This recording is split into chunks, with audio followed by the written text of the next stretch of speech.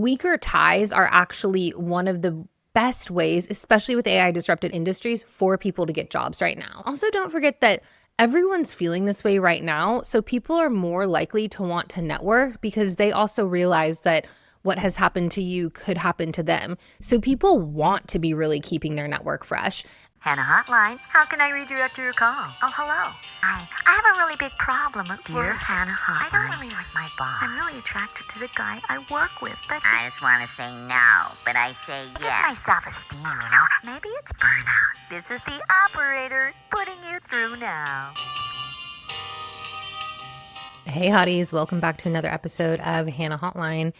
And just as a reminder, you can submit your email to hello@hannahkissel.com if you have a listener question and you would like to be featured on Hannah Hotline. Today, we have a listener question that unfortunately I'm seeing a lot more in the market right now, which is someone who has been made redundant and she's lost a lot of confidence. So this is a bit of a heartbreaker, but hopefully after listening to this, I am going to help her and give her some advice that's going to move her out of this space of feeling really low confidence. So I'm just going to jump right in. Hey, Hannah, I was made redundant recently and I'm struggling more than I expected to be. I loved my job. I know that you speak a lot about people who don't like their jobs. This is very true. I do speak about that a lot. But that wasn't me. I was energized. I worked with people I respect, and doing that work really felt meaningful. And then all of a sudden it was over. I didn't get to leave on my own terms, and that's been really difficult to process. Also, my field is being completely disrupted by AI, and every week I'm not inside a forward-thinking organization feels like another week I'm falling further back. I'm worried about whether the new version of my career I loved will even exist by the time I land somewhere new. I hear you, girl. I know that I need to reach out to people and have these conversations, yet I can't bring myself to do it. I get this feeling that people will find it off-putting and that I'm only reaching out because I want something from them and that I'll give them the ick. I'm aware of how irrational this sounds and that I'm the one standing in my own way, but I'm also so sad about my job loss and having trouble moving forward. Sincerely, frozen while the world moves on. Okay, this is a really big one, and I first want to validate what's going on because when you are made redundant, essentially what is happening, especially in an organization that you love, and especially if you are ambitious, you work at a high achieving organization, you have part of your identity tied to your career, it can be very traumatic because essentially what the organization is saying is you are no longer welcome here. You are no longer part of the tribe. We were part of the family, but we are going to move on without you and you're no longer necessary. And this can be heartbreaking and it can be so devastating. And of course, right now, there's just this mania in the market that's going on. There's like this AI anxiety about what AI is going to bring and the pressures that people feel. And it's almost like people can't really catch up with it. So first, I want to say, just take a step back and understand that what has happened is quite dramatic, especially if you feel like your identity is tied to your career, especially if you get a lot of self-worth from your job. And it sounds to me like you do, like you really love your career, you love what you are doing. And I see this a lot with clients who were made redundant who didn't want to be, and they didn't want the payout. They wanted to be working at the organization, doing great things. So first of all, you need to grieve. And what that looks like could be different for everyone. That could look like seeing a therapist to process it. It could look like talking to a few friends. It could look like journaling. But what I don't want you to do is just all of a sudden, go balls to the walls and just start applying and like going into this panic without even thinking about what you've just been through. So if you don't grieve and if you don't process this, then it's going to come back later. And what usually happens is that clients that don't process, then there's usually some sort of delay where then they will be in a new job and then all of a sudden the grief will hit them and performance will dip. So while you have this time, definitely do something about it. But that being said, contain it. So don't think about this all day, every day. Give yourself specific times to think about it. Ring fence it and say, okay, this is the time that I'm going to actually be processing my feelings. This is the time that I'm going to be processing it. Other than that, I'm going to really start doing things that I love, that I find joy in, maybe going for nice walks, getting massages, hanging out with uplifting friends, patting your dog, seeing your family, if they uplift you. If they don't uplift you, definitely don't see your family. But do whatever you need to do to also feel good while simultaneously processing the grief. But just know that you have been through something that is quite traumatic. Even though a lot of people are experiencing it right now, doesn't mean it hurts any less. Now, let's talk about the second thing, which is you not wanting to reach out to people because you feel like it gives people the ick.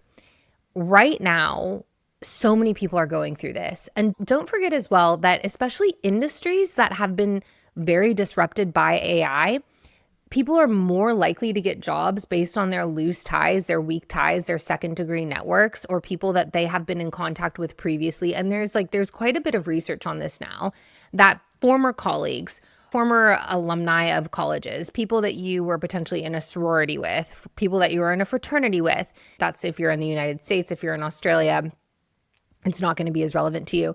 But weaker ties are actually one of the best ways, especially with AI disrupted industries, for people to get jobs right now. And also don't forget that everyone's feeling this way right now. So people are more likely to want to network because they also realize that what has happened to you could happen to them. So people want to be really keeping their network fresh. And the approach doesn't need to be like, hey, can you help me get a job? It could be something like, hey, I'm really interested in what you do and your organization. I'd love to have a chat for 15 minutes. Today, I just reached out to someone today because I had a friend that was made redundant. She was applying to a big tech company. I know a lot of people at this big tech company. I reached out to someone today and I said, hey, my friend's applying to this job. She's really excited about it. Could she have a 15-minute conversation with you? This isn't someone that I've spoken to in a year, but it doesn't really matter. And I've done this countless times for other people. I got my job at LinkedIn through someone that I was a weaker tie with, that I went to college with. They referred me. It was a loose connection. I asked, I reached out, and I got. So don't forget that people are also doing this as well, and no one sees it as an ick. Then again, give yourself some concrete goals here. So right now, it can't just be like, okay, I'm going to reach out to 15 people or I'm going to apply to 20 jobs today. That's probably not going to be something that's achievable. So you want to give yourself an achievable goal, especially if you're feeling like very downtrodden, very low confidence.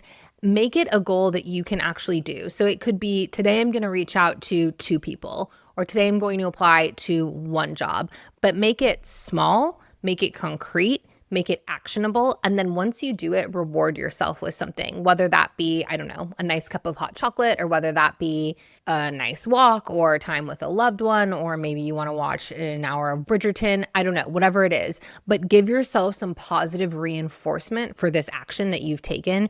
And that's going to make you more likely to do it again. And if you're having a lot of anxiety about falling behind, utilize these conversations that you're having with your network as AI research, as asking them, what are they doing with AI? What are they seeing in market? What tools are happening? What's really working for them? What's not working for them?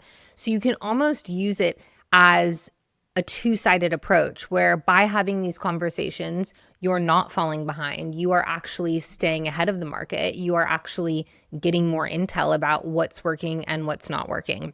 So that's it. But just know that really taking care of yourself here, reaching out for support, reaching out for help, and knowing that the longer that you stay also out of market, the more confidence tends to dip. So the longer that you are not reaching out to people, you really think about the opportunity cost. That's why you want to make these small achievable goals that you can really action, that you can get to. And that's how you're going to really carry momentum. But just know that so many other people are going through this and you're not alone.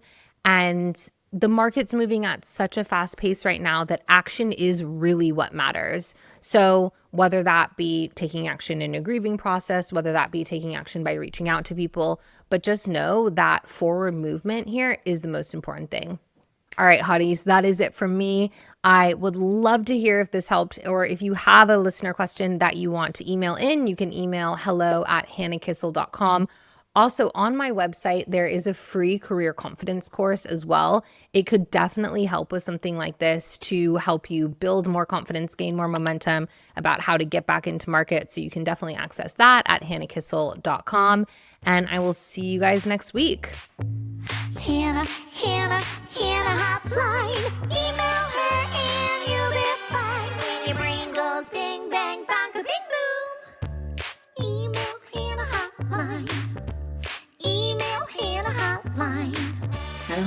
sponsored by Dominique Jingles, where quirky, clever and corporate branding is reimagined. DM Dominique on Instagram at Dominique Jingles or email dominiqueenglish04@gmail.com.